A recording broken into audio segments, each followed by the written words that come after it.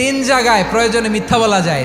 এক নাম্বার, আপনার ওয়াইফকে খুশি করার জন্য, সে একটু এরকম না বলে একটু কৌশল করে বললে খুশি হবে, ওটা বলা যায়। দুই নাম্বার, জীবন মরণের ব্যাপার, যান বাঁচানোর জন্য একটু কৌশল করে ঘুরিয়ে বললেন, এটা জায়েজ। তিন নাম্বার, দুইজন ঝগড়া লাগছে তাদেরকে মিলিয়ে দেওয়ার জন্য কৌশল করে একটু মিথ্যা বলা, ঘুরিয়ে বলা যায়। দুইজনের মধ্যে দেখলেন যে সম্পর্ক খারাপ, একজনরে বললেন, ভাই সে তো ওই দিন আপনার ব্যাপারে অনেক প্রশংসা। কি আমার ব্যাপারে প্রশংসা? কি বললো? এই বললো আপনি নাকি এই করছেন ওই করছেন, অনেক প্রশংসা। লোকটার মন খুশি হয়ে যাবে তার ব্যাপারে, ঠিক কিনা?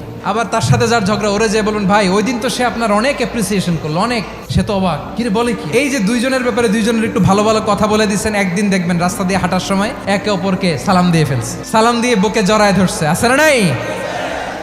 আবার মিলমিশ হয়ে গেছে। কিন্তু আমাদের স্বভাব হইলো, দুই প্রতিবেশী যদি একসাথে বসে একসাথে হাঁটে, দূর থেকে দেখলে আমাদের জলে, আছে না নাই? ঘটনা কি? এই দুইটার মধ্যে এত মিল কে? এই দুইটার মধ্যে গিরিঙ্গি লাগানো যায় কিভাবে? আল্লাহর কাছে তওবা করেন, এই মানসিকতার যেন আমরা না হয়, আমরা মিলিয়ে দিব।